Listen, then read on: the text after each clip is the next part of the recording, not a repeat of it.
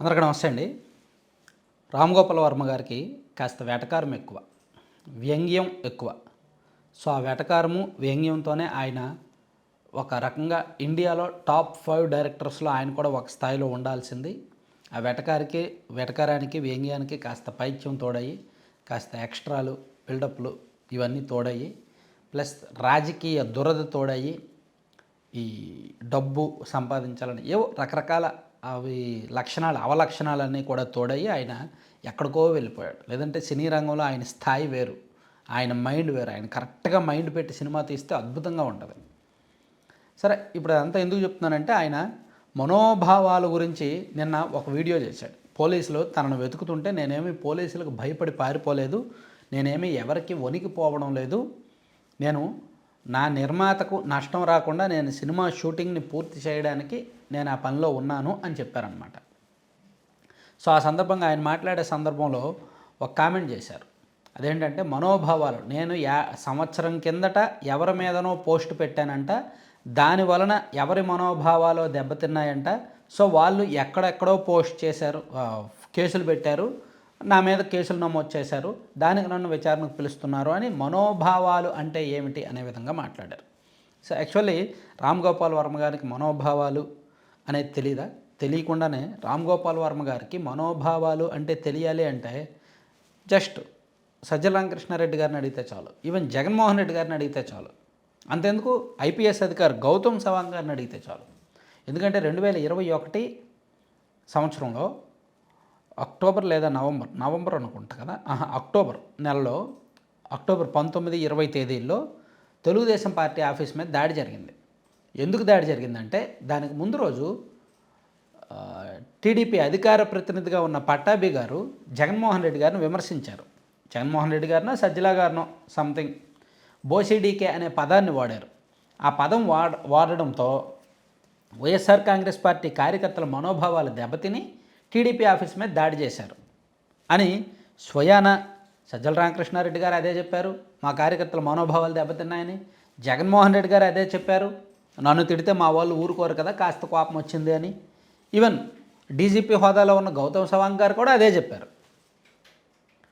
So ఎదుటి వాళ్ళు మాట్లాడినప్పుడు జాగ్రత్తగా మాట్లాడాలి, వీళ్ళ మనోభావాలు దెబ్బతిన్నాయి అనేటట్టు చెప్పారు.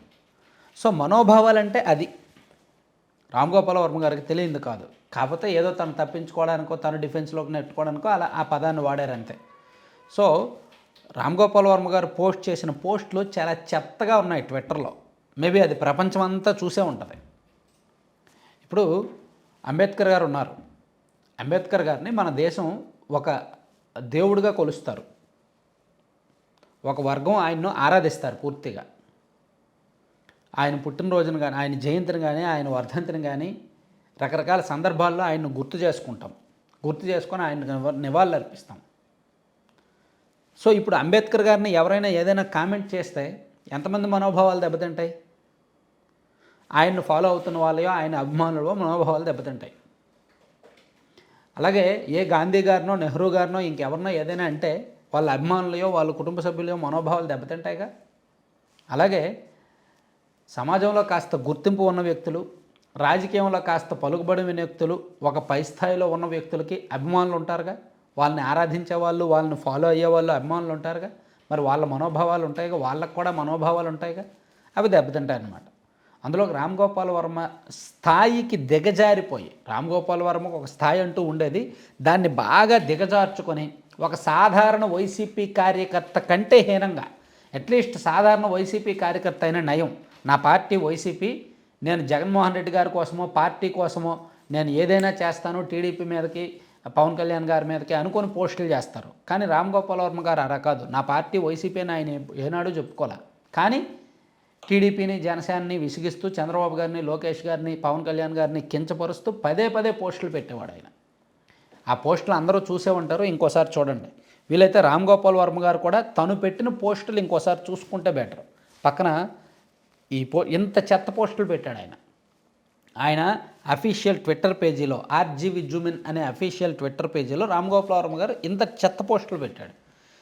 సో ఇవి సాధారణ వైసీపీ అంటే ఆయన ఎందుకు పెట్టాడు అట్లా? జగన్మోహన్ రెడ్డి గారి దగ్గర మార్పుల కోసమో, వైసీపీ దగ్గర కాస్త పేమెంట్ ఎక్కువ రావడం కోసమో, లేదంటే వాళ్ళ సినిమాలు ఇంకా ఎక్కువ తీయమని ప్రొడ్యూసర్ని చూస్తారనో క్విట్ ప్రోకోలు అవన్నీ చేస్తారనో ఏదైనా తనకు రాజకీయ దురద తీరుస్తారనో కారణం ఏదైనా కావచ్చు.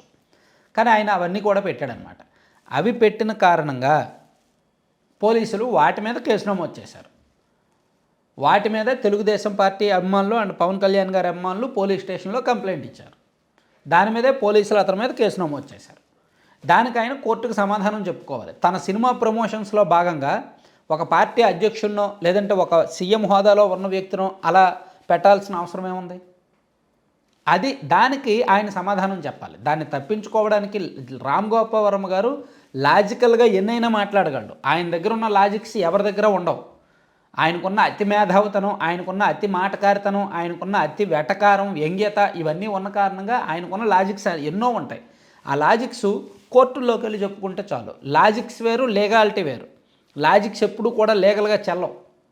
లీగాలిటీ వచ్చేసరికి ఈయన సమాధానం చెప్పలేడు. చేతులు ముడుచుకొని నోరు మూసుకొని చెప్పింది చేయాల్సిందే. ఈయన తరపున ఉన్న లాయర్లు లీగల్గా ఏమైనా వాదించినా సరే సమర్థించలేరు. ఆ పోస్టులను ఏ విధంగా సమర్థిస్తారు? ఆ చెత్త పోస్టులను ఏ విధంగా సమర్థిస్తారు? సో రామ్ గోపాల్ వర్మ గారు జరిగిన తప్పు జరిగింది. నేను ఆ పార్టీ వాళ్ళు నాకు ఇలా పలానా ప్రయోజనం చేకూర్చారు, వాళ్ళు నన్ను పని చేయమన్నారు కాబట్టి నేను చేశాను, ఏమని ఉంటే నాకేం సంబంధం లేదు, వాళ్ళు చేయమంటే చేశాను అని చెప్పి ఒక స్టేట్మెంట్ ఇచ్చేస్తే అయిపోద్ది. సరెండర్ అయిపోతే అప్రూవర్గా మారిపోతే అయిపోద్ది. అలా కాకుండా నీతి కబుర్లు నిజాయితీ కబుర్లు చెప్తే అనవసరంగా ఇంకా చులకనైపోవడం తప్ప సినీ రంగంలో కూడా ఎవరు పట్టించుకోవడం మానేస్తారు తప్ప ఇంకా అంతకుమించి ఇంకేముండదు. అఫ్కోర్స్ ఆయనకేమీ యంగ్ డైరెక్టర్ ఏమీ కాదు. ఆల్రెడీ మొత్తం సినిమా అయిపోయింది. అతని కెరీర్ ఆల్మోస్ట్ చరమాంకంలో చివరి దశలో ఉంది. సో కాకపోతే ఇంకా కెరీర్ గురించి ఆలోచించక్కర్లేదు, కానీ అట్లీస్ట్ సంపాదించుకున్న పేరు అయినా పోకుండా ఉంటే చాలు.